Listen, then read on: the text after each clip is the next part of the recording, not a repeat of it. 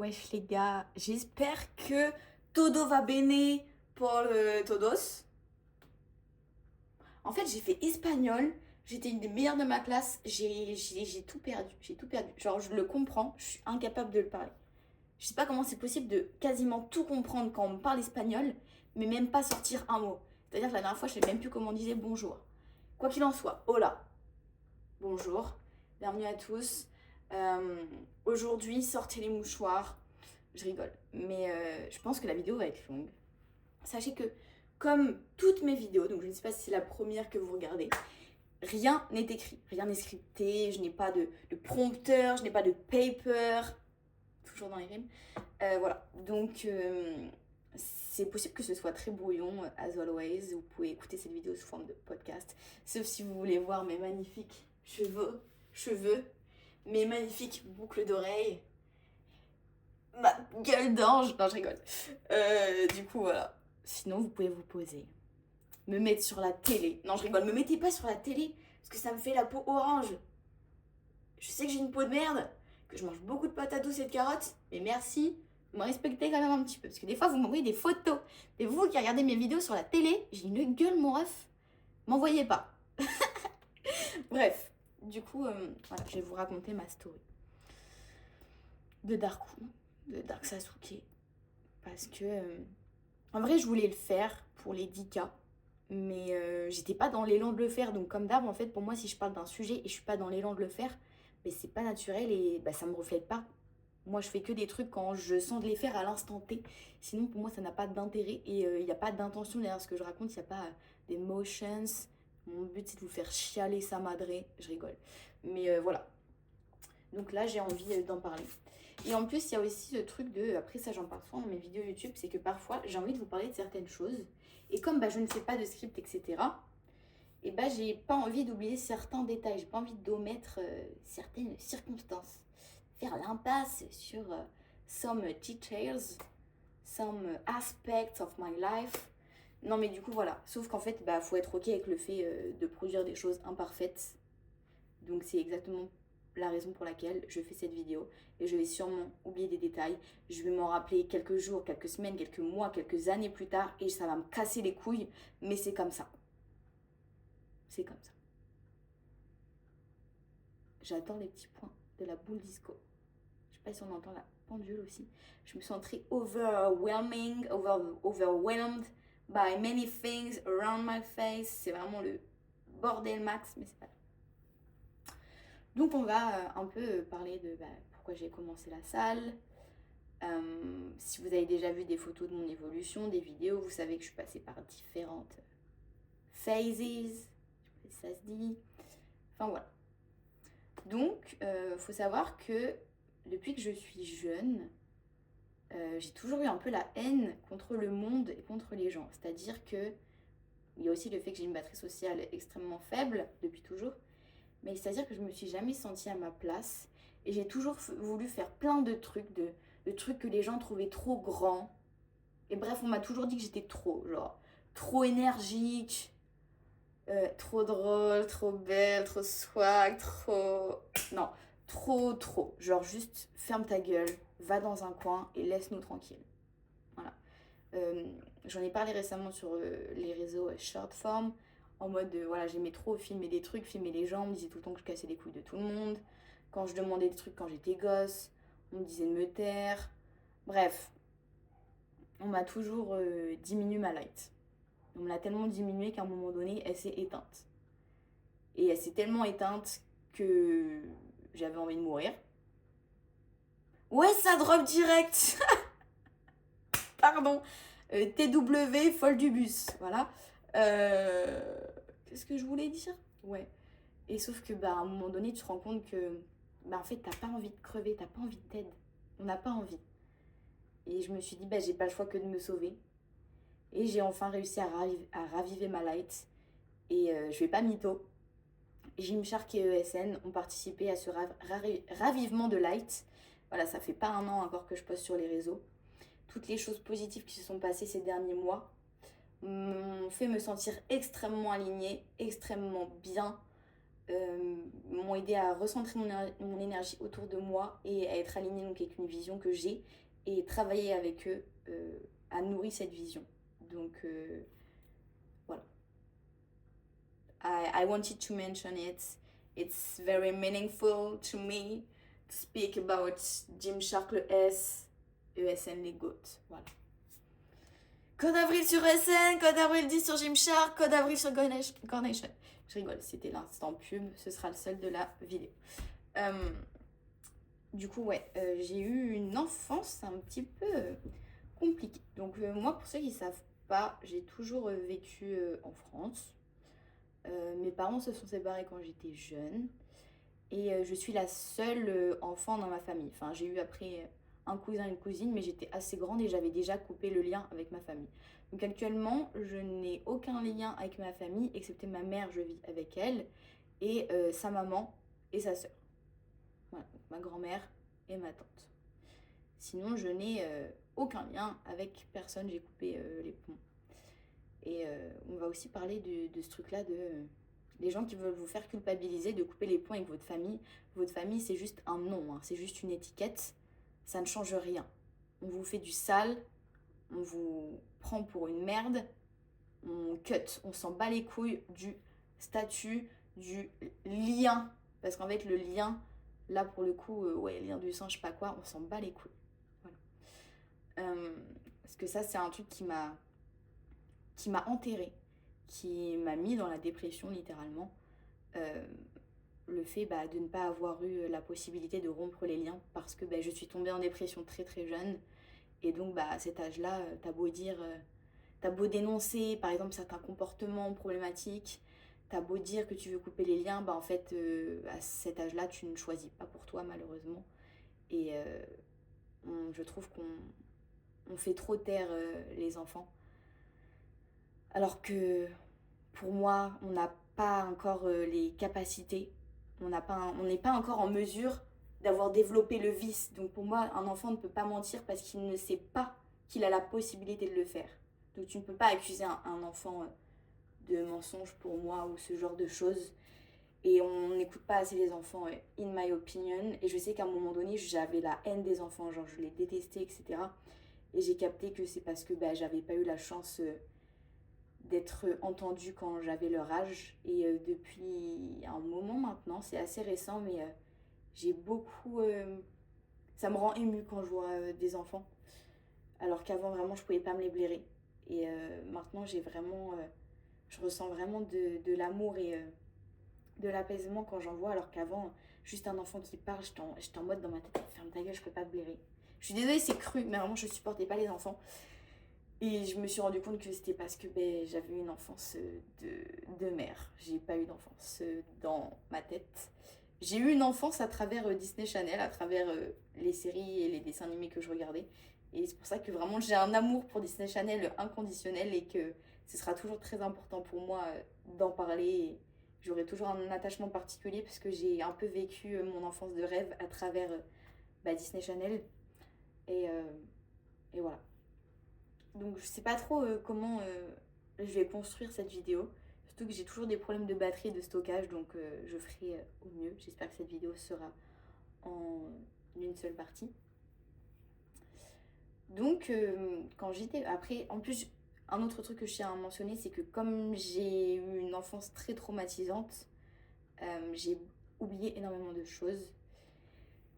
Et ce qui s'est ajouté à tout ça, c'est que, en fait, le peu de fois où j'ai essayé d'en parler à ma famille, en fait, personne ne me croyait de ce que je pouvais raconter. Je vais pas raconter tout dans le détail parce qu'il y a des choses qui sont personnelles et vraiment graves, donc je n'ai pas envie d'en parler sur les réseaux. Mais, tu sais, quand on remet en question constamment ce que tu dis, même toi, à un moment donné, tu commences à te dire, ouais, mais est-ce que j'ai vraiment vécu ça ? Le corps ne ment pas et au fond tu sais que tu les as vécus et faut pas réduire les sentiments, les émotions que tu as pu ressentir, les actions qu'on a pu avoir envers toi, ce que tu as pu vivre pour people. En fait c'est du people pleasing hein, littéralement, de te faire petit comme ça alors que tu sais que tu as vécu des trucs de bâtard et que... Après je sais en fait aussi que c'est traumatisant, en fait les gens sont dans le déni quand tu leur racontes des choses très graves qui te sont arrivées. Les gens n'ont pas envie d'y croire parce que c'est tellement terrible. que forcément le réflexe est de remettre ce que tu peux dire en question, parce que tu ne veux pas que ce soit réel, tu ne veux pas que par exemple ton enfant ait vécu ça, tu veux pas l'accepter, donc je ne mets la faute sur personne, et je me suis sortie de tout ça toute seule, et c'est pour ça que j'en veux à personne, parce que moi ça m'a permis d'être là pour moi, ça m'a permis de me développer, et je ne serais pas aussi forte actuellement, et je n'aurais pas avancé dans la vie comme j'ai avancé, et je ne serais pas alignée autant maintenant si j'avais pas vécu des choses très graves et très compliquées. Donc évidemment je ne souhaite à personne de vivre ces dingueries, mais d'un autre côté ça fait la personne que je suis, et je suis profondément fan, j'ai eu peur, fan de la personne que je suis. Genre je suis trop fière de moi, j'adore ma personnalité, j'adore mes goûts, enfin j'adore tout chez moi, même s'il y a des périodes où je peux pas me blairer. Très souvent, très régulièrement, dans le fond, je m'aime beaucoup. Donc voilà. Et ça a été un travail de longue haleine, plusieurs années. Là, encore récemment, je ne pouvais pas me blairer. C'est vraiment, comme je vous le dis, depuis que je suis avec Gymshark et ESN, depuis que des choses se sont concrétisées pour moi avec une facilité particulière, c'est-à-dire que c'est un peu comme si ça m'était tombé du ciel, même si ce n'est absolument pas le cas, parce que ça fait littéralement 4, 5, 6 ans que je construis des choses qui font que j'en suis là où je suis actuellement. Mais ça, ce sera pour une prochaine vidéo, vidéo qui sera intitulée sûrement comment j'ai fait pour être successful du jour au lendemain, ce qui n'est absolument pas le cas. Mais voilà, j'aime bien me foutre de la gueule de mes haters. En fait, je suis trop fan de mes cheveux. Mes ongles. Bref, du coup, tout ce qui était à la crèche, etc., j'ai pas spécialement de souvenirs, hormis le fait que je me sentais très souvent délaissée. C'est-à-dire que ma mère finissait le travail tard, et c'est vrai que j'étais toujours l'une des dernières qu'on venait chercher, etc. Parfois, les gens qui venaient me chercher pouvaient avoir du retard, et je me sentais abandonnée parce que, par exemple, les autres personnes qu'on venait chercher, les autres enfants, leurs parents étaient toujours soit en avance ou à l'heure.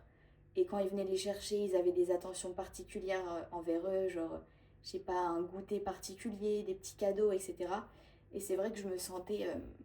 je me suis toujours sentie... Putain, j'ai envie de pleurer. Je ne pensais pas que ça arriverait, quoi qu'il en soit. Petite pause. Je me sentais un peu moins bien traitée que les autres enfants, même si j'étais pas maltraitée, mais juste je me sentais un peu... Enfin, en fait, je me sentais délaissée par rapport au traitement que les autres enfants avaient. Genre, je sentais que leurs parents leur donnaient de l'amour d'une façon dont j'aurais aimé être aimée. Et d'un autre côté, je sais que si mes parents avaient commencé à m'aimer de cette façon, je l'aurais pas supporté, parce que ça n'aurait pas été le cas depuis le début. En fait, comme c'était pas une habitude pour moi, s'ils avaient changé de comportement et qu'ils avaient commencé à m'aimer de la façon dont je voyais les autres enfants être aimés, je sais que ça m'aurait pas plu, parce que j'aurais connu l'autre truc. En fait, il aurait fallu que ce soit comme ça dès le début, et je ne les shame pas du tout. Enfin, mon daron, on va pas parler de lui. Enfin, lui, on s'en bat les couilles. On s'en bat les couilles de cet être humain que je ne veux plus jamais revoir de ma vie. Mais voilà, pareil, vous voyez cette vidéo, j'en parle, je sais très bien que... Enfin, mon père, il est bloqué sur les réseaux, etc. Peut-être qu'il va la voir. Et en fait, le truc, c'est que moi, je ne me briderai pas. C'est-à-dire que je sais qu'il y a beaucoup de membres de ma famille qui regardent mes vidéos. Et en fait, je ne veux plus me taire, et je ne veux plus faire genre que j'ai rien vécu de difficile, et vouloir accepter qu'il y a un doute dans ce que j'ai pu vivre. Parce qu'en fait, je me suis tellement battue pour parler de ce que j'ai pu vivre, et qu'ils ont toujours remis en question ce que je disais. En fait, moi, j'ai plus envie de ça. Donc, qu'ils soient là en mode c'est faux, c'est vrai, en fait, je m'en fous. Je sais ce que j'ai vécu, donc si j'ai envie d'en parler, j'en parle. Et c'est tout ce qui compte. Du coup, en vrai, je me sentais vraiment traitée différemment des autres enfants. Et c'était un truc que j'avais du mal à vivre. Et ça a duré jusque très longtemps, et même encore récemment, des fois, quand je vois des parents avec leurs enfants. Genre, voilà, récemment, je suis partie en vacances avec un de mes potes. C'est sa mère qui nous a conduits à l'aéroport. Et en gros, je ressentais vraiment un énervement particulier parce que sa mère était ultra poule, etc., ultra mimi avec lui. Et moi, j'avais grave la haine. Genre, j'étais en mode, si ma mère, en fait, j'imaginais ma mère se comporter comme ça avec moi, et je sais que je l'aurais pas supporté. Mais je pense qu'en fait, si elle avait eu un comportement comme ça depuis le début, ça aurait été normal. J'aurais rien, j'aurais pas ressenti de haine, etc. Mais vu que ça n'a pas été le cas dès le début, parfois tu as un contraste qui te fait ressentir de la haine, etc. Et j'ai compris que c'est juste que parfois je me dis, putain, pourquoi j'ai vécu ces trucs de merde comme ça. Et voilà. Il y a... Oh putain, je voulais parler d'un truc, mais je ne sais plus ce que c'était. Petite pause, petite pause. Donc on en parlera après, mais comme j'ai été en dépression et à l'hôpital, forcément, pour le coup, après ma mère a voulu devenir très protectrice pendant une période, ce que je peux comprendre. En fait, tout ce que je vais dire sur les comportements de ma famille, en fait, je les comprends dans le sens où on vit tous pour la première fois et parfois tu n'as pas les clés en main pour savoir comment tu dois te comporter. Tu peux agir sous le coup de l'émotion, etc. Donc je ne reproche rien à personne parce que comme je le dis, la seule personne qui sera là du début de ma vie jusqu'à la fin, c'est moi. C'est tout. Et je suis en mesure de prendre soin de moi, je sais comment prendre soin de moi et c'est tout ce qui compte. Je n'en veux à personne dans ma vie. Voilà, je tiens à le mentionner. Je ne shame personne, j'explique juste des choses parce que je sais que je ne suis pas la seule dans cette situation et j'aurais aimé tomber sur cette vidéo quand j'étais au plus bas de ma vie. Donc c'est toujours la raison principale de mon partage d'expériences personnelles. Également, parfois, je reçois des commentaires qui me disent « Mais tu partages ça, c'est un peu trop personnel. » Mais en fait, le truc, c'est que on vit tous ce genre de choses. Et si personne n'en parle, personne n'aura les clés en main ou du moins la connaissance de savoir que c'est possible de s'en sortir. Parce que parfois, tu te sens seul, tellement seul que la seule option pour toi, c'est de partir. Et je ne veux pas que ce soit quelque chose qui vienne dans la tête des gens. Donc voilà. Et donc, comme j'ai une période très compliquée où j'ai été hospitalisée, quand je suis sortie de l'hôpital, de l'hôpital, forcément, tout le monde était très protecteur avec moi, sauf que moi, j'ai toujours crave d'être indépendante. Et donc, ça me l'est brisé. Et à ce moment-là, je suis devenue encore plus indépendante. C'est-à-dire que j'envoyais tout le monde se faire chier, et heureusement que je l'ai fait. Même si parfois, j'acceptais des choses, j'étais en mode ok, etc. Je me rapetissais alors que j'avais des envies de partir, des envies d'entreprendre des choses. Encore une fois, c'est du people pleasing, c'est une forme de people pleasing que d'accepter certaines choses et d'arrêter de lutter pour ce que toi tu veux. Mais voilà, j'étais jeune et j'avais pas trop le choix. Comme dit Orelsan, il y a des combats que tu ne peux pas lutter, en l'occurrence ceux qui sont chez toi parfois, il vaut mieux se faire petit, accepter la chose et construire ta bulle de protection in your corner et fly when it's possible. Voilà. Mais du coup, c'est vrai que ça a amplifié la chose parce que comme j'ai été hospitalisée, tout le monde était très protecteur et moi, ça me l'est brisé, comme je disais, parce que j'ai toujours été très indépendante, très seule, etc. Donc à la crèche, il y avait ce truc de... je me sentais moins aimée que les autres enfants. En primaire, toujours. Mais c'était pas du tout la faute de ma maman. Elle avait des horaires où elle finissait plus tard que les autres parents. C'est comme ça, elle y peut rien, c'est son travail, quoi. Donc c'est pour ça, à aucun moment je lui en veux. Je dis juste que par rapport en fait aux autres enfants, moi je me sentais pas très bien. On n'était pas beaucoup à aller en études. Je sais pas si vous aviez ça dans vos écoles aussi, c'est-à-dire que quand l'école était finie à 16h30, moi je restais plus tard jusqu'à 18h. Il y avait l'étude et la garderie. La garderie, c'est quand on était plus petit, après c'était l'étude. 10h30, 18h, parce que ma mère finissait entre ces heures-là. Et on était très peu d'enfants. Et c'est vrai que moi, c'était plusieurs fois par semaine que je finissais si tard, alors que les autres enfants, je les voyais, on venait les chercher à l'école à 16h30. Et ça, c'est un truc qui me faisait grave mal et je comprenais pas pourquoi ma maman, elle pouvait pas finir plus tôt pour venir me chercher. Et je voyais ça comme, j'étais pas sa priorité. Alors que c'est absolument pas le cas, c'est juste ses horaires de travail. Sauf que quand t'es gosse, tu comprends pas ça et t'en as peut-être pas conscience. Moi, je pensais que, pas sa volonté de pas venir me chercher, mais en tout cas, je voulais qu'on vienne me chercher à la même heure que les autres enfants, à la même heure que mes copains. Et voilà. Il y a d'autres trucs qui m'ont un petit peu fait du mal. c'est que j'avais un amoureux en primaire. Il m'a quittée parce qu'il m'avait dit que j'étais trop gentille. Et il était allé avec ma meilleure amie de l'époque, etc. J'étais toute petite, mais ça m'avait fait du mal. En fait, il y avait plein de gars qui m'aimaient bien. Et à chaque fois, du jour au lendemain, ils disaient ah non, mais je t'aime plus. Et je me sentais extrêmement rejetée. Genre, du jour au lendemain, ils me rejetaient. Et ils allaient toujours avec mes copines, etc. Pas forcément, ils étaient amoureux, mais juste, ils devenaient copains avec elle. Et moi, ils voulaient même plus me parler. Et ça aussi, c'est des trucs qui m'ont fait beaucoup de mal. En primaire, j'avais une meilleure amie que j'aimais trop. On se voyait très très souvent et du jour au lendemain, elle m'a plus adressé la parole et elle est devenue pote avec tous mes autres copains. Et ils voulaient plus me parler. Et moi, du jour au lendemain, je me suis retrouvée toute seule. Je me souviens que j'avais beaucoup pleuré, carrément que ma belle-mère, elle était... Enfin, elle lui avait parlé pour essayer de comprendre la situation. Parce que ma belle-mère travaillait dans notre école primaire, donc elle nous connaissait en tant qu'élève. Et on n'avait jamais vraiment su pourquoi du jour au lendemain elle voulait plus me parler. Et elle rigolait beaucoup de moi, elle voulait plus me parler. Ça, c'est un truc qui m'avait fait très très mal parce que c'était en CM2. Et donc après, on allait au collège. Et quand je suis rentrée au collège, avec toutes les mêmes personnes qui étaient avec moi en primaire, eh bien, plus personne ne voulait me parler. J'avais pas d'amis.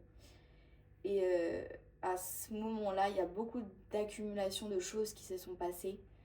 Des événements très traumatisants pour moi qui se sont passés dans ma famille. Et Aouh!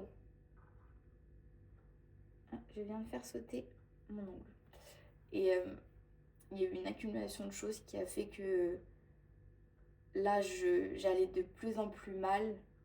Et j'étais très jeune, hein, donc je pourrais pas mettre de mots là-dessus. Déjà parce que j'ai un peu oublié beaucoup de choses et surtout parce que quand t'es jeune comme ça, tu te rappelles pas forcément des émotions que t'as pu vivre.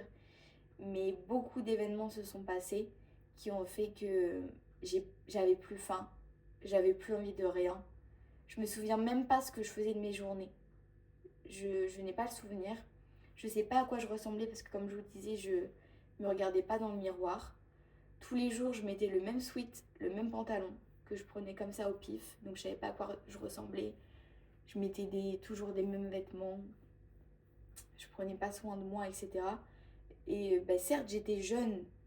Donc à cet âge-là, t'as pas encore la notion de par exemple, tu vas faire tes cheveux, tu vas choisir tes vêtements pour toi, etc. En général, c'est un peu tes parents qui t'habillent, qui choisissent tes fringues. Et moi, je vous avoue, j'ai pas trop de souvenirs, mais je sais que c'était compliqué. Il y a eu des comportements très abusifs dans ma famille. Moi, je voulais couper les ponts avec mon père depuis toute petite. Toute petite. Ils se sont séparés, mes parents, donc, quand j'avais 6 ans, je crois. Le fait de faire des allers-retours aussi le week-end chez mon père, etc., je le vivais très très mal. Parce que déjà, je voulais jamais y aller parce que c'est la personne que je déteste le plus au monde. Pas que je déteste en vrai, parce que je déteste personne, mais c'est voilà, c'est la personne que j'aime le moins au monde. Et du coup, je le vivais très très mal. Je voulais jamais aller chez lui. À chaque fois que je devais aller chez lui, c'était vraiment un combat avec ma mère pour la convaincre de ne pas y aller. Mais sauf que j'avais pas le choix que d'y aller. À chaque fois que j'y allais, ça m'enterrait encore plus. Et puis du coup, à un moment, ça m'a tellement enterré que j'ai commencé à perdre énormément de poids, etc. On me faisait des remarques, enfin ma mère commençait à me faire des remarques en mode j'ai l'impression que tu manges pas beaucoup, tu m'as l'air d'avoir perdu du poids, etc. Puis ça continuait, donc moi j'allais chez mon père, je me sentais très délaissée. Il faut savoir que mon père il louait des appartements, genre des colocs, etc. Et du coup, quand j'étais en week-end avec lui, on allait tout le temps gérer ces trucs comme ça. Et moi j'attendais dans les colocs sur le canapé, comme ça, à rien faire. Et pour se faire pardonner, soit il m'achetait des trucs, soit il me donnait de l'argent, soit il m'emmenait à Whoopi, etc. Mais il a jamais. Je sais pas. En fait, je me dis, il y a des gens, ils devraient pas être parents. Et je pense qu'il y a. En fait, pour moi, les gens actuellement qui veulent être parents ne devraient pas l'être. Et ceux qui ne veulent pas l'être seraient les seuls qui pourraient un peu sauver le monde, entre guillemets. Mais voilà, ça, c'est ma vision de la chose. Et je ne veux pas d'enfants, mais je pense que si j'en avais, ce seraient des beaux êtres humains. Mais voilà. Et du coup, voilà, il y a eu une accumulation de choses, de comportements abusifs donc de ma famille. Ça allait pas à l'école, etc. Qui a fait que j'ai perdu énormément de poids. Puis un jour, ma mère a pris un rendez-vous à l'hôpital de ma ville sans me prévenir. Une semaine avant mon anniversaire. Il me semble que c'était l'anniversaire de mes 12 ans. Je suis allée à l'hôpital. Ils m'ont pesée.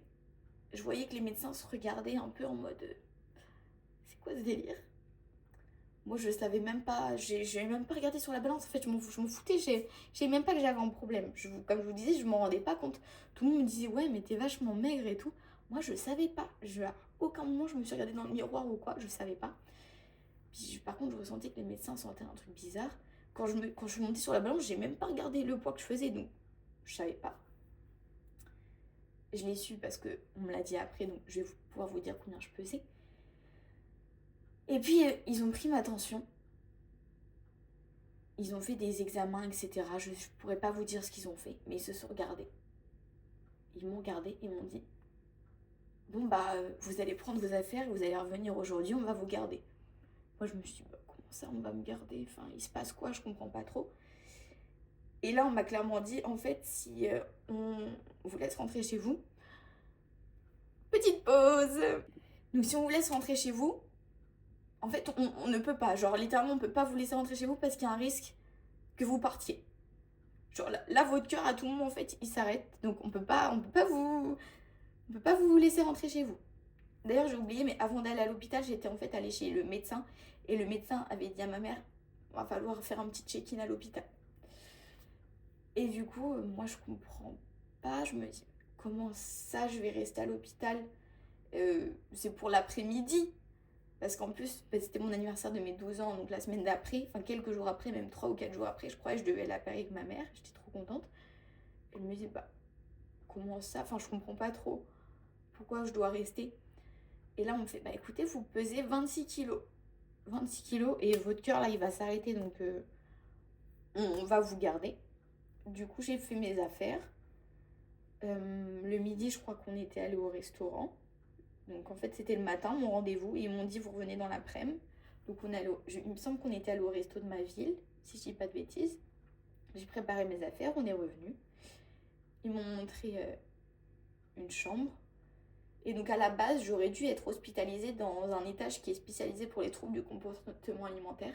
Sauf que comme j'étais la plus jeune, genre littéralement c'était que des adolescentes entre 16 et 25 ans. Et moi j'avais 12 ans. Enfin, j'allais avoir 12 ans, donc ils n'ont pas voulu me mettre au même étage parce que les meufs, je vais pas dire folles, mais c'était un stade très très avancé, très grave et elles pouvaient avoir des propos très problématiques qui pouvaient en fait emmener d'autres personnes dans leur maladie. Donc ils n'ont pas voulu me mettre à cet étage-là. Donc j'ai été dans un étage avec d'autres enfants qui avaient diverses pathologies. Mais ça restait des enfants qui avaient fait des tentatives, qui avaient d'autres addictions, ce genre de choses. On était tous très jeunes. Et du coup, on m'a gardée. Et au tout début, donc j'étais dans une chambre toute seule parce que je venais d'être hospitalisée. J'étais la plus jeune de l'étage, donc ils ne voulaient pas me mettre dans un environnement trop compliqué. Et c'est surtout qu'en fait, ils estimaient que j'étais tellement en fin de vie que je ne pouvais pas avoir des interactions parce que ça allait trop m'épuiser. Donc je n'avais pas d'interaction sociale, je n'ai pas pu bouger de mon lit pendant... Je suis restée dans mon lit 3 semaines, un mois, donc sans pouvoir bouger. J'avais pas le droit. Donc, petite pause. En fait, c'est marrant parce que c'est la première fois où je pleure quand j'en parle, alors que je l'ai déjà raconté à mes proches, etc. J'ai jamais pleuré. Mais là, je pense que c'est parce que ça ravive des souvenirs et des émotions que j'ai jamais fait ressortir, etc. Du coup, voilà. Donc, voilà, rester 3 semaines au lit. C'est-à-dire que même pour aller aux toilettes, je n'avais pas le droit de me lever. Donc voilà, si vous avez déjà été hospitalisé et que vous êtes déjà resté au lit, voilà, donc vous savez comment ça se passe. C'est un peu humiliant, etc. Après, j'ai été jeune, et heureusement, parce que si j'étais plus vieille et que ça avait dû m'arriver, je pense que j'aurais très très mal vécu. Donc j'avais aucune interaction sociale à part avec les infirmiers, etc. Heureusement, il y avait vraiment des amours. Je suis désolée, je pleure beaucoup. En fait, je me dis que c'est vraiment important d'en parler parce que j'ai jamais vu de témoignages. Et du coup, surtout vu l'influence que j'ai, je pense que ça peut être important d'en parler. Voilà. Même là, je me dis en vrai, est-ce que je vais poster la vidéo? Mais je pense que je vais la poster parce que c'est important de sensibiliser là-dessus. De savoir que voilà, c'est. Enfin bref, je trouve que c'est important. Donc j'étais toute seule dans ma chambre. Donc au début, j'avais le droit de rien faire. C'est-à-dire que j'avais même pas le droit de lire, de dessiner, etc. C'était juste, j'étais dans ma chambre. J'attendais que ça se passe. Et je n'avais pas le droit de dormir. Parce qu'en fait, j'avais une fois où j'avais somnolé. Et ça faisait que biper parce que j'étais branchée pour surveiller mon cœur. Parce que vraiment, il pouvait s'arrêter. Et en fait, à chaque fois que je m'endormais, que je m'assoupissais, ça bipait.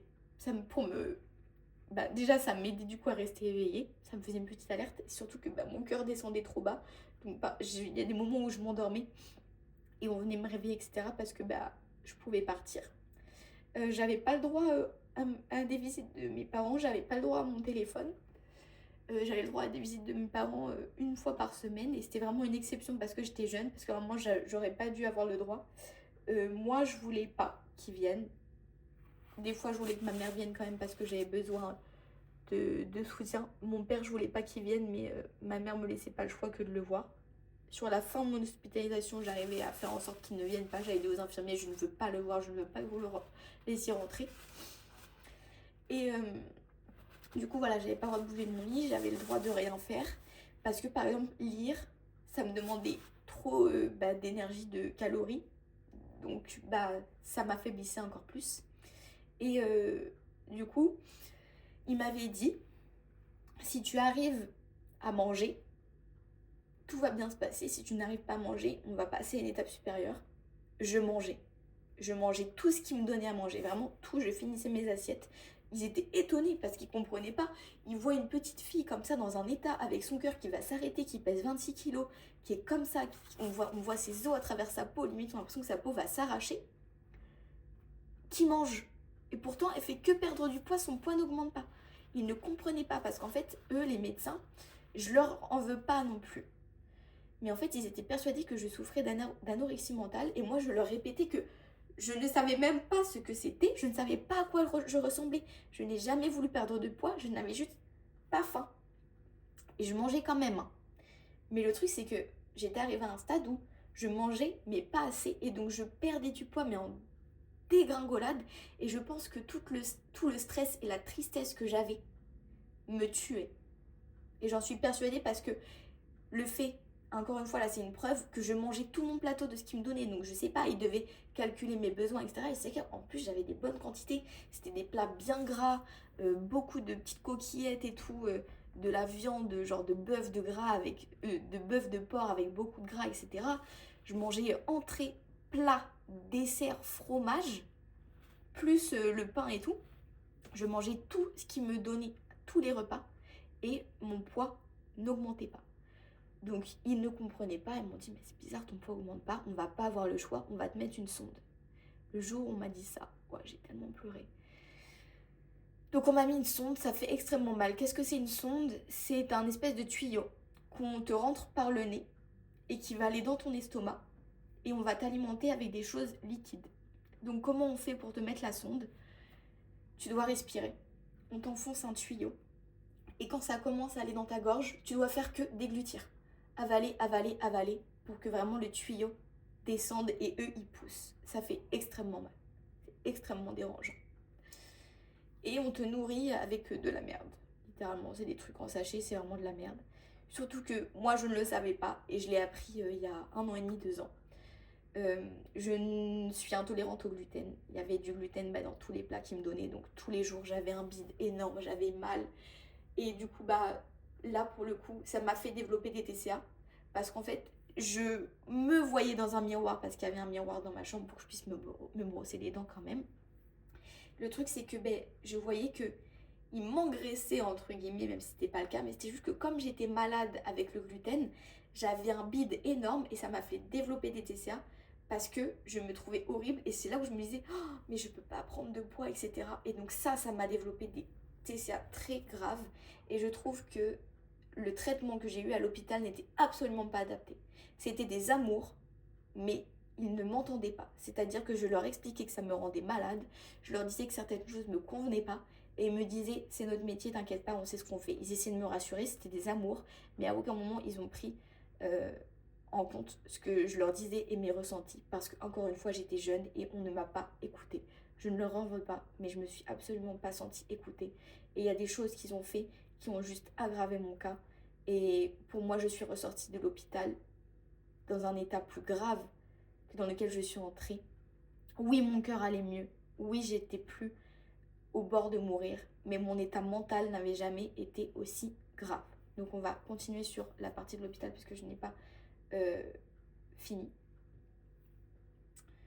Donc je suis restée bloquée dans mon lit 3 semaines. Donc j'étais toute seule, j'avais pas le droit donc, de faire des activités. Au bout de 2 semaines, je crois que j'ai commencé à avoir le droit de regarder des films, etc. J'avais le droit de dormir. Au bout de 3 semaines, un mois, j'avais le droit d'aller aux toilettes. Je me baladais du coup avec un truc que tu tenais pour la sonde, pour balader ta nourriture. Donc je me baladais avec un poteau en fait, avec des roues. Donc j'allais aux toilettes juste au bout du couloir. Mais il me semble qu'il m'avait changé de chambre pour que je sois plus proche des toilettes et que j'ai moins de pas à faire. Vraiment, je faisais 20 pas par jour, j'avais pas le droit de faire plus.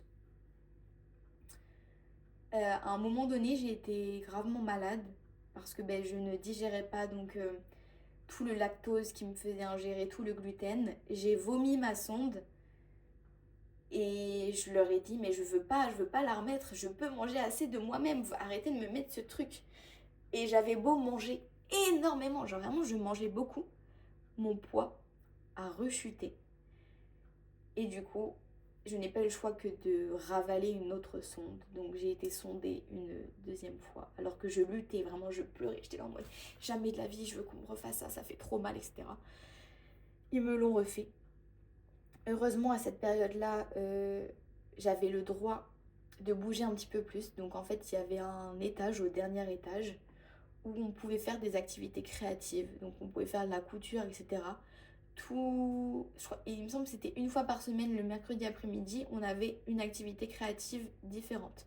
Donc j'avais fait des petites poupées en feutrine, des bracelets, des collages, etc. Et je me souviens que la dame qui gérait les activités, elle était adorable. Je me souviens pas trop de son nom, malheureusement. C'était un amour. Et il y avait une zone avec une console Switch, etc. Mais moi, j'avais pas le droit d'y jouer parce qu'il trouvait que c'était trop complexe pour moi. Même parfois, les activités créatives, Putain, en fait, depuis tout à l'heure, je suis omnibulée par mes cheveux. Même les activités créatives, j'avais pas le droit de les faire des fois dans leur entièreté parce qu'ils jugeaient que ça me faisait trop dépenser d'énergie.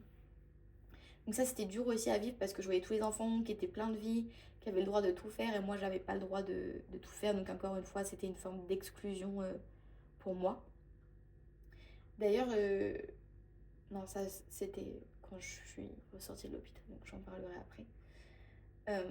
Donc voilà, j'avais le droit donc, de prendre l'ascenseur pour aller à l'autre étage, etc. Je me souviens qu'il y avait une fois par semaine, on m'avait forcé à faire une réunion avec les filles de l'étage des troubles du comportement alimentaire. Et moi, je me sentais très mal à l'aise parce qu'en fait, on était toutes assises autour d'une énorme table. Elles étaient beaucoup. J'aimais pas la vibe. Ça faisait une vibe très secte, pardon. Et elles étaient à un cas, un level de trouble qui me faisait extrêmement peur. C'est-à-dire que il y a beaucoup de meufs parmi elles qui sont allées après en hôpital psychiatrique et toi, t'as 12 ans, tu es avec des meufs qui ont entre 17 et 25 ans qui sont dans des états très graves et qui te sortent des phrases traumatisantes et qui font très très peur. Toi, t'es toute petite. Tu te dis, je suis pas en train de les shame, je sais que c'est une maladie, mais tu te dis, je suis tombée dans la maison des fous là, je veux partir. Du coup, j'ai fait 2 réunions et je disais aux infirmiers, mais je veux pas y retourner, elles me font trop peur, je me sens pas bien, genre je suis pas comme elles. Moi, je veux pas perdre de poids, je suis malade, juste j'ai perdu la faim. Et vraiment, les médecins ne comprenaient pas que ce n'était pas volontaire ma perte de poids. Et du coup, ils m'ont fait des choses et ils m'ont donné des rendez-vous avec des psys, etc. qui ont juste aggravé mon état. Voilà. Donc ça, je tenais à le mentionner parce que c'est un truc qui a vraiment aggravé mon cas, c'est-à-dire que mon traitement n'a pas du tout été adapté. Voilà. Mais encore une fois, je suis pas reconnaissante que ça me soit arrivé, mais c'est-à-dire que j'ai tellement vécu d'expériences différentes, toutes très dures, que du coup, bah, je suis quelqu'un de très fort aujourd'hui. Et encore une fois, je m'aime beaucoup, donc si toutes ces choses ne s'étaient pas arrivées, je pense que je n'aurais pas la capacité à être aussi proche de moi-même. Et voilà. Du coup, il y a eu ça. Donc à un moment donné, je n'étais plus toute seule dans ma chambre. J'ai été hospitalisée avec une meuf qui, elle, avait fait diverses tentatives. Et cette meuf m'a traumatisée parce qu'elle cachait des objets pour se faire du mal dans la chambre. Et moi, je la voyais se faire du mal juste à côté de mon lit. Et j'osais pas en parler au médecin que je ne voulais pas être avec cette meuf que je trouvais totalement folle. Encore une fois, elle n'était pas folle.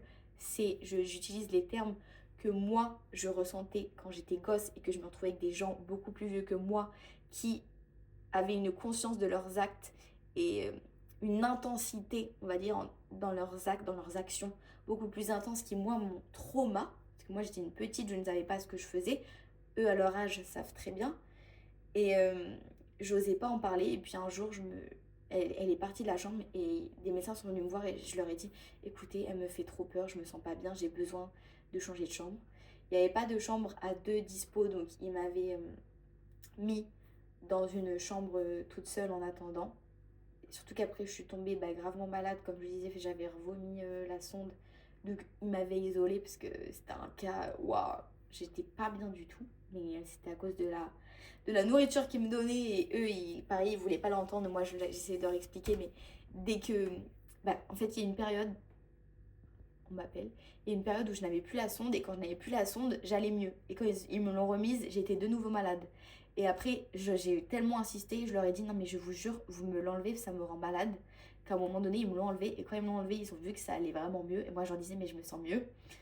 Et à la fin, j'ai réussi à faire en sorte de ne plus l'avoir, mais c'est vrai que je l'ai eu pendant longtemps du coup. Et puis même, je trouve que c'est quelque chose où... C'est pas que tu te sens ridicule, honteux, que tu te fichas, mais en fait, mon ref, t'es là, tout le monde sait que t'as une sonde. Les gens, en plus, ils savent pas pourquoi. Et moi, j'aime pas, en fait, qu'on pense des choses de moi en voyant, par exemple, quand vous voyez ma photo, c'est écrit 26 kilos, etc., parce que c'est un screen d'un TikTok que j'avais fait il y a 4 ans. C'est la seule photo que j'ai gardée. C'est pour ça qu'à chaque fois, il y a le screen où il y a mon ancien pseudo TikTok, où il y a écrit 26 kilos, parce que c'est la seule photo que j'ai tout supprimé. Je pense que ma mère en a, mais voilà, j'ose pas lui demander des photos. Et je sais qu'elle va regarder la vidéo, mais voilà, je suis même pas sûre qu'elle ait les photos, parce que même pour elle, ça a dû être une période très compliquée à vivre, parce que elle ne savait pas quoi faire. Et je pense que je n'aurais pas su quoi faire si mon enfant... Enfin, si du coup, je saurais vu que j'ai vécu la chose. Mais je veux dire, si j'étais dans sa position avec ce qu'elle a vécu dans sa vie, je pense que j'aurais été en détresse et sans moyen de savoir comment gérer la situation également. Donc pour ça, encore une fois, je dis, je ne lui en veux absolument pas, elle n'a rien à se reprocher. Et voilà. Oui, il y a des choses qu'elle aurait pu faire différemment, mais elle les a faites comme elle a pu avec les moyens qu'elle avait à l'instant T. Et voilà, c'est tout. Pourquoi je disais ça? Je ne sais plus de ce dont je parlais.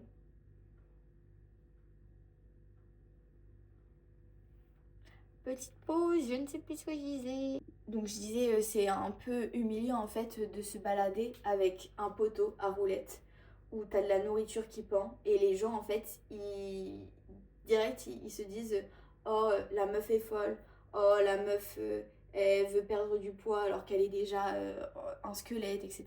Et du coup ça c'est des choses qui sont difficiles à vivre et direct, moi j'essayais toujours de dire mais non mais les gars en fait j'ai juste perdu la faim.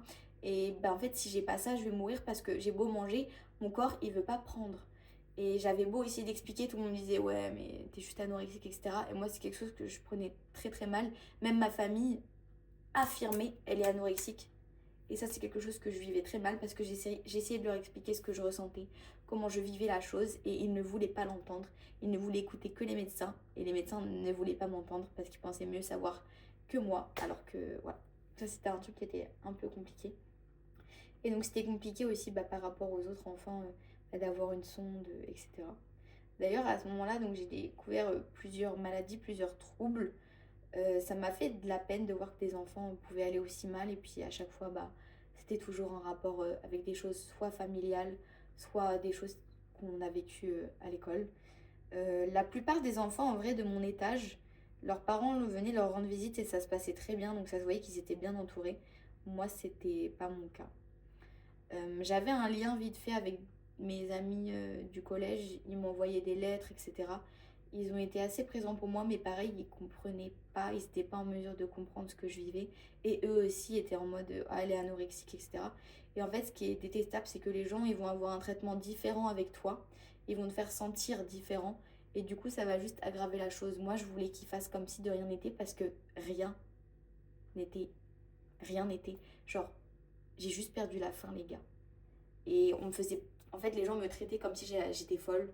Et ça me faisait sortir de moi-même. C'était vraiment horrible. Du coup, moi, je demandais tout le temps aux infirmiers quand est-ce que je vais pouvoir sortir, etc. Tout le temps, ils me disaient, on sait pas, ta. Ils me donnaient des dates, on repoussait constamment. Forcément, du coup, mon anniversaire, j'avais pas pu aller à Paris. Par contre, quand je suis sortie à l'hôpital, alors on a dû attendre quelques jours pour voir comment ça se passait chez moi. Ils voulaient attendre, mais j'ai pu aller à Paris. Mais c'était un très mauvais souvenir parce que du coup, pour le coup, là, je suis devenue anorexique, c'est-à-dire que j'ai développé des TCA. Plus de l'orthorexie en vrai, c'est-à-dire qu'il y avait énormément d'aliments que je ne voulais pas manger. Et je pouvais en pleurer en fait si on me forçait à manger certains aliments. Et du coup, j'ai pas passé une très bonne journée à Paris parce que je voulais rien manger. Et ce qui m'a poussée dans les TCA, c'est vraiment le fait qu'on ne me prenne pas en compte et qu'on me gave de nourriture parce qu'en fait, leur objectif, c'est te faire prendre du poids pour que tu sortes parce que malheureusement, dans les hôpitaux, il n'y a pas assez de place. Et c'est aussi le fait que pour eux, guérir de l'anorexie, qui n'était pas l'anorexie, mais je veux dire guérir d'une... Enfin, en fait, comme pour eux, c'était de l'anorexie. Pour eux, guérir de ça, c'est prendre du poids, avoir un IMC qui est stable et qui est dans les normes. Parce qu'encore une fois, les médecins se basent toujours sur l'IMC qui est complètement bullshit. On le répète. Mais du coup, on m'a juste gavé en fait pour que je sorte le plus tôt possible entre guillemets. Et comme on m'a gavé supplément de choses que je ne digérais pas, que je ne tolère pas, comme le gluten, et j'avais un ventre énorme. Je ne voyais que ça. Mais quand je vous dis énorme, c'était un ventre de bébé, un ventre tout le temps gonflé qui me faisait mal et surtout au niveau du bas du ventre. Déjà parce que je suis une femme, donc il y a mon utérus, mais là c'était pire que tout.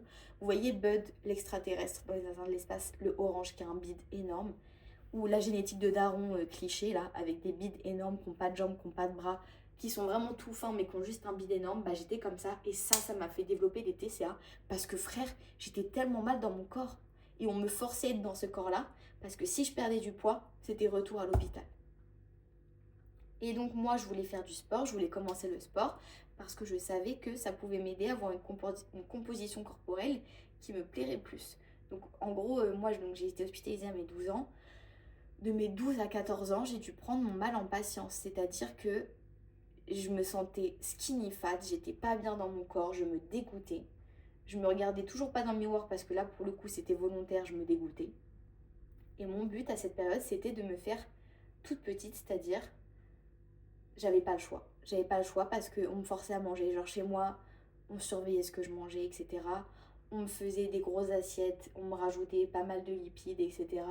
pour être sûr de bien m'engraisser, de bien que je perde pas de poids, etc. Sauf que moi, c'était que de la merde pour ma santé. Que de la merde pour ma santé mentale parce que j'acceptais encore une fois people pleasing de pas dire ce qui me convenait parce qu'en fait, quand je disais que ça me convenait pas, on me disait non mais là, tu commences à avoir des TCA, hein. Tu peux pas dire que tu veux pas manger 200 grammes de beurre, hein. On te met 200 grammes de beurre pour que tu reprennes du poids. Si tu me dis que tu veux pas, c'est que tu as un blocage mental à pas vouloir manger de lipides. Que des exemples comme ça. Alors que non, en fait. Juste, c'était beaucoup trop. Vous étiez en train de me bourrer comme un porcinet, là. Tout le temps, ma mère, elle allait m'acheter des trucs à la boulangerie, etc. Alors que j'aime pas ça. Et je l'ai mangé parce que je voulais apaiser la situation. Je me suis fait toute petite. Et puis à un moment donné, j'ai dit non, moi je veux pas. je ne veux plus, je me sens pas bien dans mon corps, je vais péter un câble. J'ai lutté pendant des mois, voire même plus d'un an. Et j'ai réussi enfin à lutter et à dire à ma mère, je veux me préparer mes plats. Je veux me préparer mes plats. Après, il y a eu le confinement, donc j'ai commencé à faire du sport chez moi. Je faisais des vidéos au tout début avec Chloé Ting, comme tout le monde, je crois. Et après, Caroline Girvan. Et cette meuf-là, elle avait un physique très développé en haut du corps qui m'a énormément inspirée. Elle faisait des trucs très très durs, genre toutes les variations de pompes possibles, des fentes bulgares, des trucs très durs. Et cette meuf-là, je l'ai découverte parce que je regardais les vidéos de Linda Sun. C'est ça son nom, je crois, à cette époque, qui était sponsor Gymshark, qui ne l'est plus. J'ai recherché sa vidéo, enfin sa chaîne YouTube il y a quelques semaines. Donc j'ai vu qu'elle était plus sponsor Gymshark, si je dis pas de bêtises. Je sais plus trop ce qu'elle, enfin je sais pas trop ce qu'elle fait dans la vie, mais à ce moment de ma vie, c'était la seule qui m'aidait à aller mieux parce qu'elle avait eu des troubles, etc. Et elle faisait des vidéos que je trouvais très inspirantes. Et en gros, dans ses vidéos, donc elle montrait ce qu'elle mangeait, elle montrait son train de vie. Elle avait une façon d'éditer ses vidéos qui était super jolie, et j'aimais beaucoup sa personnalité. Elle renvoyait quelque chose de très solaire. Et elle faisait des vidéos de sport chez elle, qui a montré ses séances. Et elle m'a fait découvrir Caroline Girban. Et Lily Sabri, c'est pour ça que j'ai des élastiques Lily Sabri encore que j'ai retrouvé. J'avais fait une vidéo short form en mode waouh, j'ai tellement fouillé ma chambre que regardez sur quoi je suis tombée, ça vous rappelle des souvenirs les gars. Et du coup, c'était une petite ref à ça. Et donc Caroline Girvan, je l'ai découverte grâce à Linda Sun. Je crois que c'est Linda Sun, hein, son nom. Et du coup, bah, je me suis dit, mais moi, je veux être forte comme ça. Je veux être une meuf qui fait des variations de pompe, qui a des bras énormes. Et du coup, bah voilà. J'ai fait 2 ans, je crois, de pompe et d'entraînement chez moi à la maison, parce qu'à 14 ans, tu n'as pas l'âge d'aller en salle. Et puis à 16 ans, j'ai voulu m'inscrire en salle. Pareil, j'ai dû lutter parce que bah, ma mère avait toujours cette peur que je tombe dans un truc malsain, que je perde du poids, que je sois malade. Donc j'ai vraiment dû lutter, ça a été un combat de malade. Hein. Pour qu'elle accepte que j'aille à la salle, c'était un truc de ouf. Je voulais juste revenir sur un truc, c'est que quand je suis sortie de l'hôpital, euh, les gens à l'école, ils me dévisageaient et je me suis fait harceler parce que tout le monde m'appelait le squelette. Et en fait, les gens rigolaient. Et c'était en mode, mais non, mais on rigole, c'est juste que tu ressembles vraiment à un squelette. Trop drôle, trop drôle. Et donc je me suis fait harceler surtout par les garçons qui me disaient putain avant t'étais trop belle. Parce qu'il faut savoir que je sais pas pourquoi, tous les garçons étaient amoureux de moi. Je sais pas pourquoi, je sais pas pourquoi. Ils étaient tous amoureux de moi, etc. J'étais toujours la première choisie dans des équipes quand on faisait du sport ou des jeux de société, tatata. Et là je suis passée de toujours être choisie à être la dernière choisie.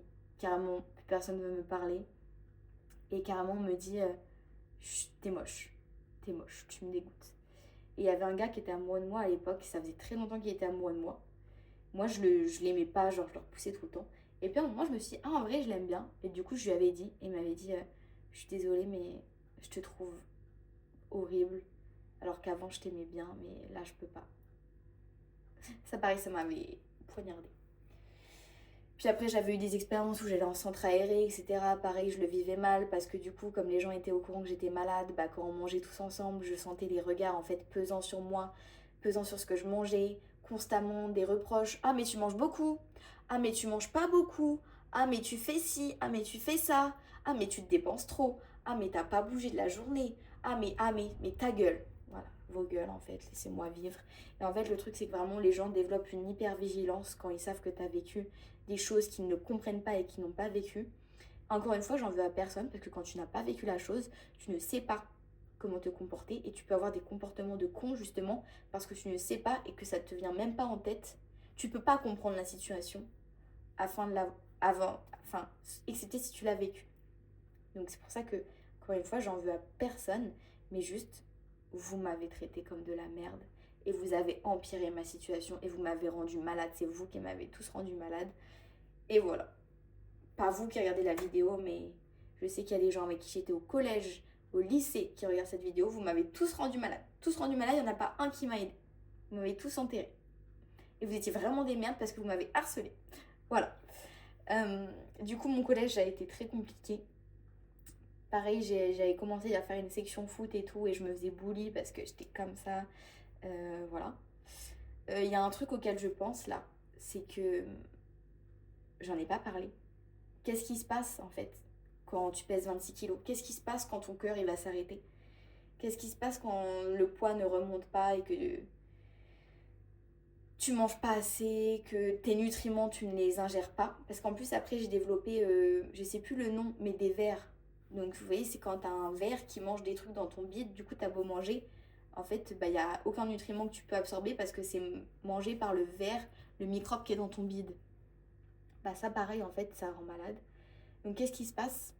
Bah, tu perds tes cheveux. Tu perds tes cheveux.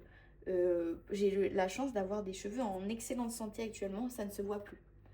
Parce que pareil, bah, pour le coup, on m'a sauvé en temps et en heure. On m'a sauvé à temps. Mais vraiment, mon cœur ne battait quasiment plus. Je vous dis, le truc qui bipait tous les jours. Hein. Le truc auquel j'étais branchée. J'étais branchée partout. Ah oui, ça aussi, je voulais en parler.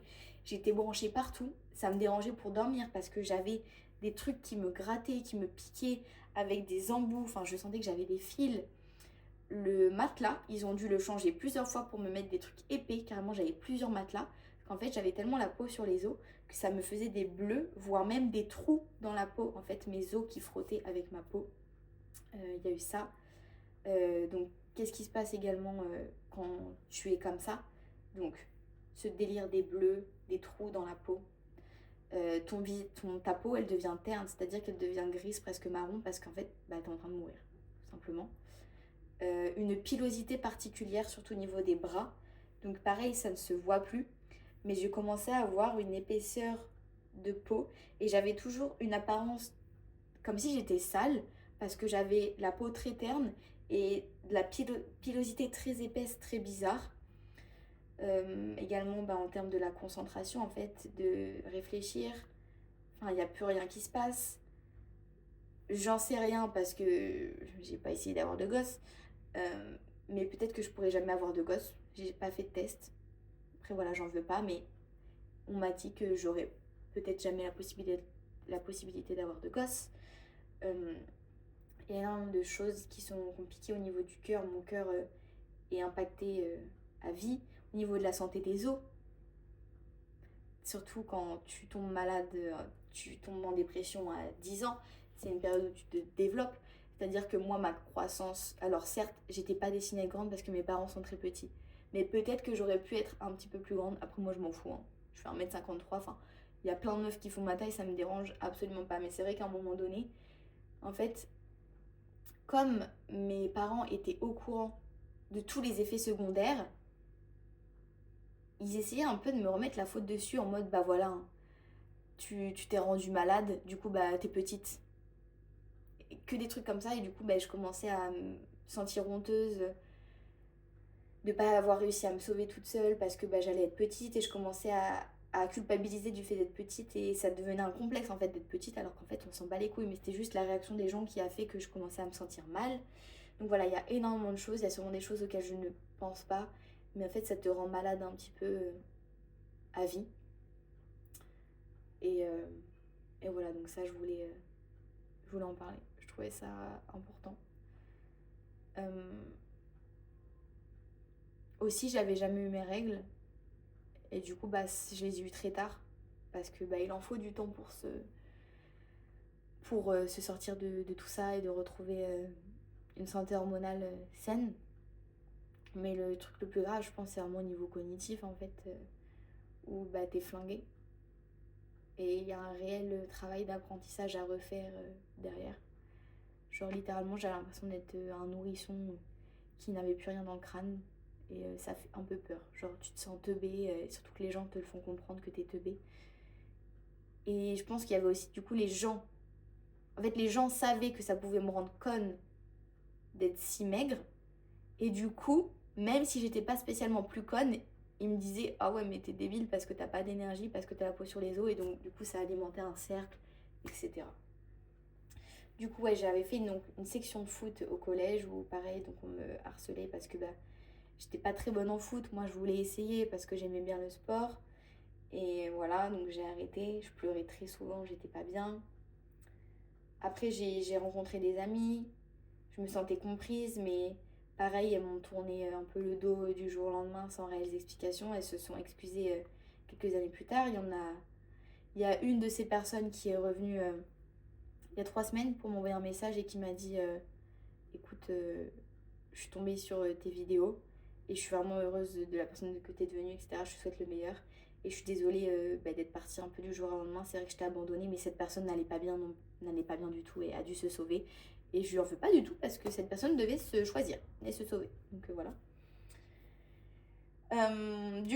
Donc j'ai lutté de nombreuses années pour pouvoir m'inscrire à la salle. Et ma mère a finalement accepté, mais elle surveillait énormément la chose. C'est-à-dire qu'elle m'avait dit, ouais, tu y vas vraiment une fois par semaine, 30 minutes, parce que je veux pas que tu deviennes un homme. Elle a fait quelque chose, pareil, je raconte l'histoire. Maman, si tu regardes la vidéo, je te shame absolument pas, parce que je me serais inquiétée aussi pour mon enfant. Juste, j'explique parce que je trouve que c'est quelque chose d'important dans l'histoire. En fait, elle était allée voir les gens de l'accueil pour leur demander de me surveiller à la salle. Et moi, comme je disais, je suis quelqu'un de très indépendant. Je suis désolée, tu me fais ça. J'ai envie de te renier de ma vie pour toujours. Je trouve que c'est tellement intrusif, tellement irrespectueux de demander à quelqu'un de me surveiller à la salle. Et c'est vrai que je me sentais épiée et je ne comprenais pas pourquoi.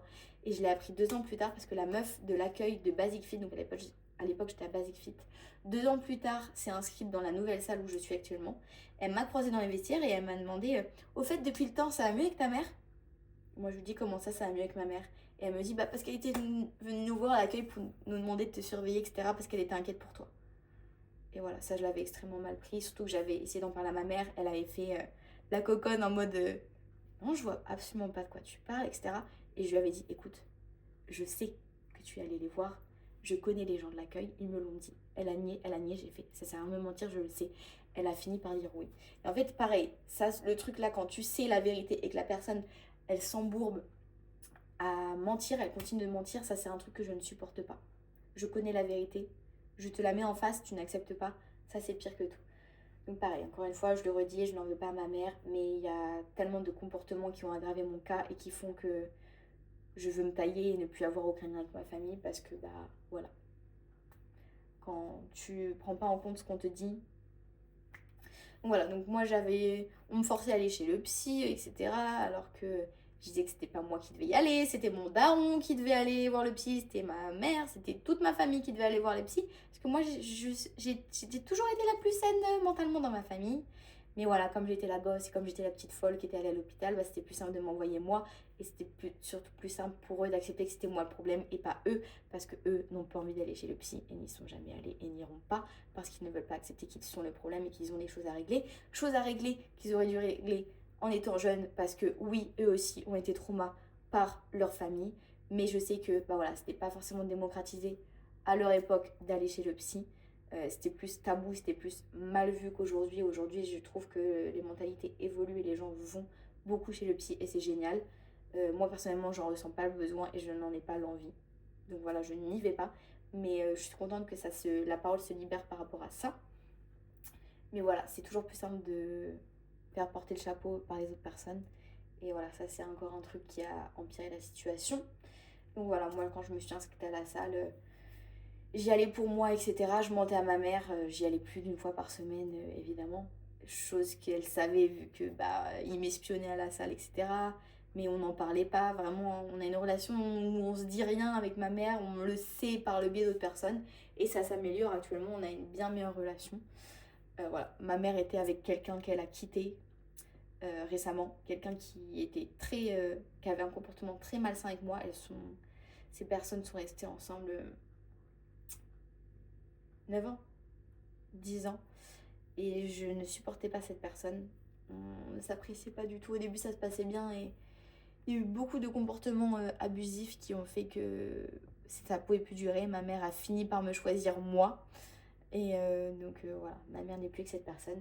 Et ça nous a aidé à nous rapprocher. Donc actuellement, ça ne s'est jamais aussi bien passé. Mais voilà, les relations avec les parents, c'est toujours compliqué parce que bah, y a des choses qu'on a acceptées en étant gosse parce qu'on n'a pas eu le choix, qui font que tu as toujours du ressentiment envers tes parents et que ça peut toujours être tendu. Genre voilà, on est là dès le matin. Là, des fois, t'as pas envie de voir ta daronne, elle, c'est pareil. Mais voilà, en fait, on sait qu'on est dans cette énergie-là et on en rigole. Voilà, par exemple, des fois, je suis en mode ah bah ce week-end, je suis pas là, j'ai un événement avec ESN. Elle me fait putain, c'était le week-end où je partais aussi, j'aurais pu avoir la maison pour moi toute seule. Puis moi, je suis en mode bah moi aussi, j'aurais bien voulu. Et on en rigole. Donc voilà, ça se passe bien là-dessus. Et donc, aussi pour vous dire que bah, la relation avec vos parents peut s'améliorer, mais il y a des gens qui doivent se remettre en question, ils doivent vous choisir. Et parfois, ça sert à rien non plus de lutter pour qu'il vous choisisse. J'ai lutté pour qu'elle me choisisse. J'ai essayé de lui expliquer tous les problèmes qu'il y avait avec la personne avec qui elle était, qu'il y avait des choses dans son comportement qui n'allaient pas, qu'elle me traitait d'une façon qui était problématique. Tant que les gens ne veulent pas changer d'eux-mêmes et se rendent pas compte du problème et que vous mettez pas vos limites une bonne fois pour toutes, en fait, il faut mettre ses limites plutôt que d'essayer d'expliquer la chose, et bah les gens ne changeront pas. Et en gros, l'année dernière, du coup, je m'étais taillée sur Lyon pendant 3 mois. Et c'est à ce moment-là où je pense qu'elle a réalisé que vraiment ça n'allait pas, ça ne pouvait plus durer. Et voilà. Donc voilà, moi quand je me suis inscrite à la salle, j'ai charbonné, je regardais beaucoup de vidéos. Au début c'était beaucoup Eric Flag. J'avoue, au tout début je regardais les vidéos de From Human to God. Je crois que c'est ça son blaze. C'était le seul où je trouvais ces vidéos.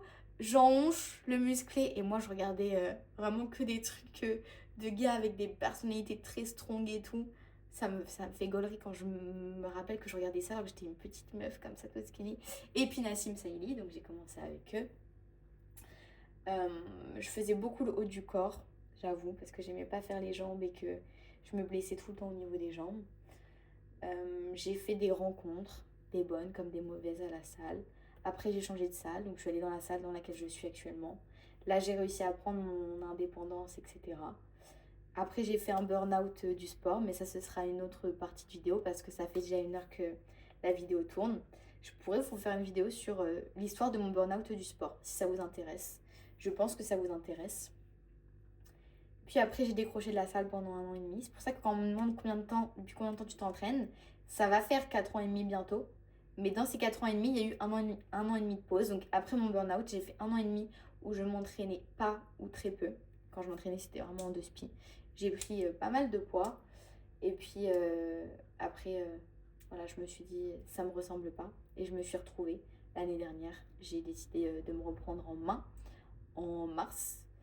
À ce moment-là, donc j'ai rencontré mon ex, qui ne pas vraiment mon ex, on va dire ex-côtoyé,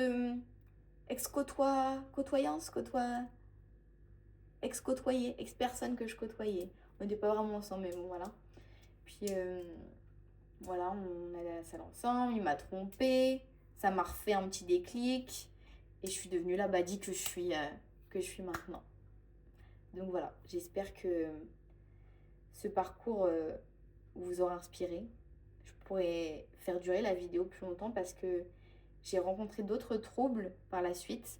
Encore maintenant, je me rapproche tous les jours de plus en plus vers la paix. C'est-à-dire que tous les jours, j'essaie de faire des choix et d'adopter des mindsets.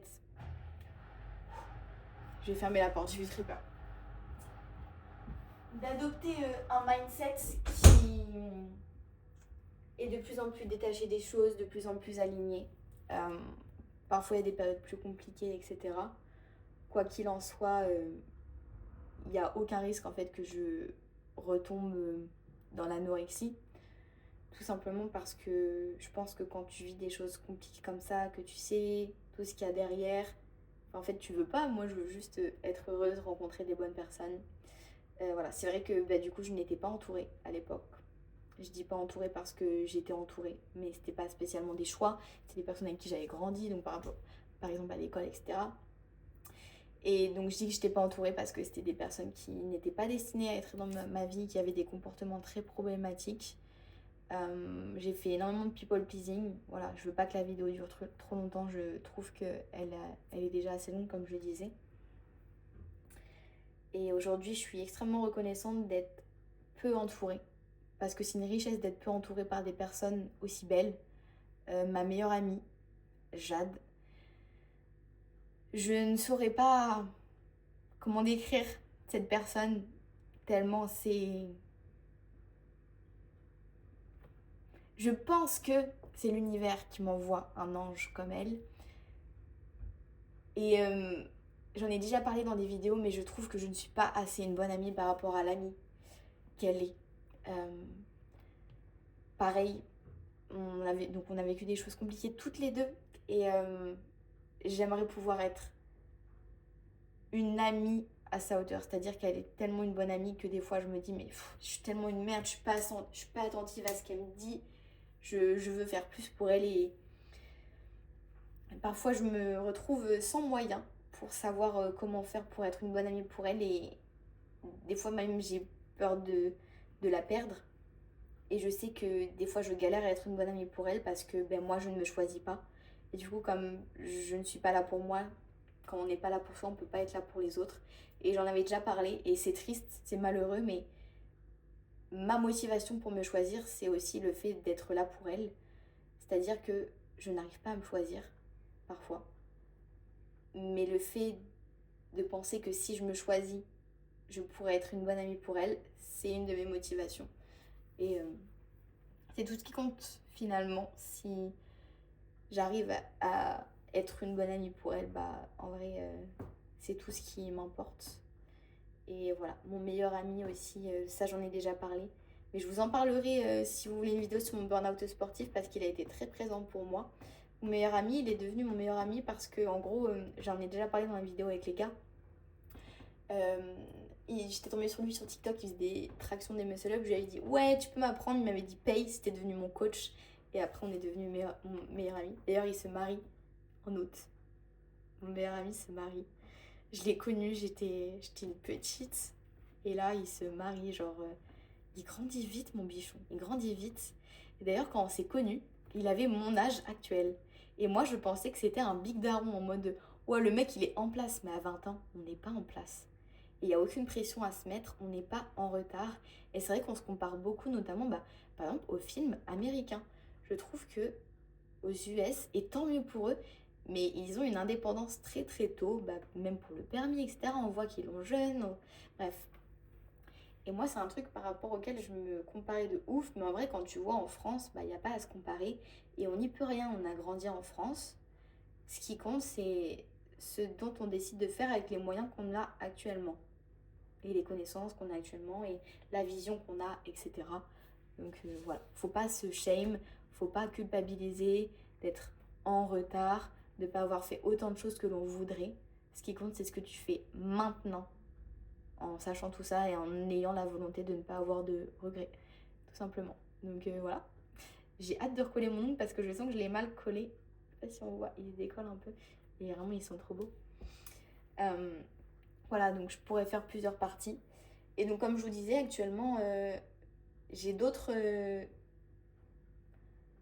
difficultés mentales auxquelles je dois faire face. Mais voilà, une nouvelle fois,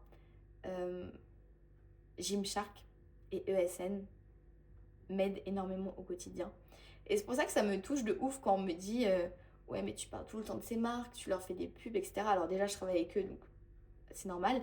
Mais surtout qu'en fait, à aucun moment, certes, je suis censée faire du contenu pour eux. Mais il me dit jamais fais ça, ça, ça, parce qu'en fait, je le fais naturellement tellement que j'ai un amour pour eux et pour les personnes qu'il y a derrière avec qui je travaille. C'est-à-dire que mes managers, j'aime pas le mot manager parce que je trouve que ça met de la distance et que moi, ça me fait passer pour une starlette, mais c'est le taf, enfin, c'est le terme du taf. Et ce sont des amours, elles sont adorables, ces filles, on n'en a jamais parlé, mais je pense qu'elles ont vécu aussi des choses compliquées. En tout cas, je peux le percevoir. Et je pense que toutes les personnes qui ont des métiers comme ça, prenant mentalement, parce que c'est compliqué comme métier. Je pense que si je ne faisais pas le taf que je fais, c'est-à-dire vidéaste et créatrice de contenu, je ferais leur taf parce que c'est quelque chose qui m'attire énormément. Et je pense que pour faire ce genre de taf, tu dois avoir vécu des choses compliquées parce que faut vraiment être strong. Et donc voilà, je les aime énormément.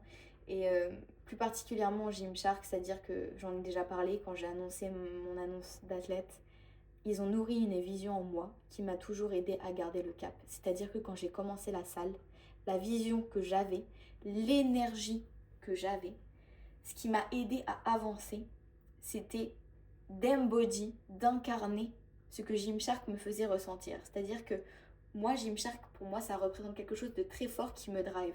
Je ne saurais pas comment l'expliquer. C'est un ensemble de choses qui fait que c'est très meaningful pour moi. Et c'est vraiment un truc de fou. Voilà. C'est pour ça que vraiment, pour moi, c'était une évidence qu'il se passerait quelque chose avec eux. Parce que j'ai l'impression qu'il y a un lien d'âme avec Gymshark. Je ne saurais pas comment l'expliquer. Pareil, c'est peut-être parce que les personnes qui travaillent pour Gymshark, peut-être Ben Francis a vécu des choses compliquées, je n'en sais rien, le créateur du Gymshark. Les autres athlètes, voilà, on n'a jamais vraiment parlé de ce qu'ils ont pu vivre. Je pense que il y a des gens qui sont meant to connect. Et pour moi, ça a toujours été une évidence. C'est pour ça que je le prends mal quand on me dit ouais, tu parles tout le temps de... Forcément, tu leur fais la pub, tu travailles avec eux. Pourquoi je travaille avec ESN et Gymshark? Parce que j'ai fait le choix d'être avec eux et parce qu'ils me nourrissent, tout simplement. Ils nourrissent quelque chose en moi qui matters to me, qui est meaningful. Et voilà. J'espère que mon histoire vous aura inspiré. Je suis persuadée que j'ai oublié énormément de choses. Mais il y a des choses qui seront abordées dans différentes vidéos. C'est-à-dire que je voudrais vraiment faire une partie sur la famille et sur poser vos limites.